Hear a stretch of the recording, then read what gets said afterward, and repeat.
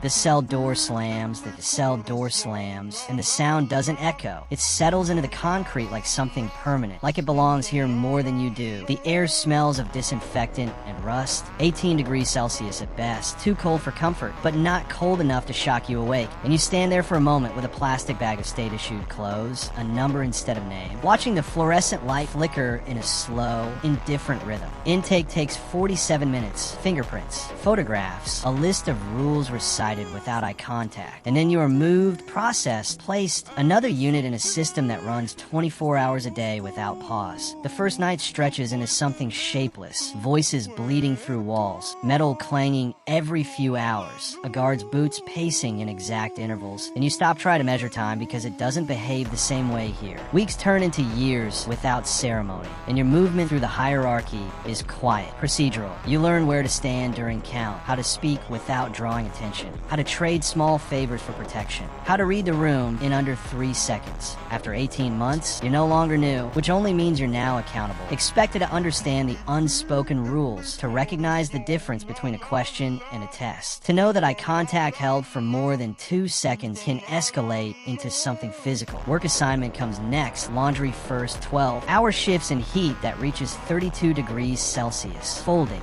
Uniforms that aren't yours, then kitchen duty, knives counted before and after, every movement log, every mistake remembered. Promotions aren't called promotions, but your access expands. You're trusted with keys you don't own, information you didn't ask for, and slowly you begin to compromise, small adjustments at first, looking the other way, carrying messages, aligning yourself with the right people, because neutrality doesn't exist here. The system reveals itself in fragments, paperwork, filed in triplicate, requests denied for missing signatures, punishments delayed just long enough to remain effective. And you learn creative compliance, how to follow rules without obeying them, how to survive inside procedures that weren't designed for survival. Relationships outside begin to thin, calls reduced to 15 minutes twice a week, voices on the other end sounding further away each month, until silence becomes easier than explanation. And inside, connection is transactional, temporary, always conditional. Your identity reshapes itself around necessity. Your posture changes, your tone flattens, your reactions slow down, because speed can be misread as aggression, and aggression invites correction. Then one day, during yard time, it happens. A fight starts somewhere to your left, fast and loud, spreading in under 5 seconds, bodies colliding, guards shouting from a distance that feels intentional. And you're in it before you decide to be, calculating angles, exits, risks. You see it coming. The moment compresses and your options reduce to 2, act or absorb, strike or fall, and the decision isn't moral. It's mechanical, shaped by years inside this system. Afterward, it ends as quickly as it began. Count are taken, reports are filed, and the system absorbs the disruption without visible strain.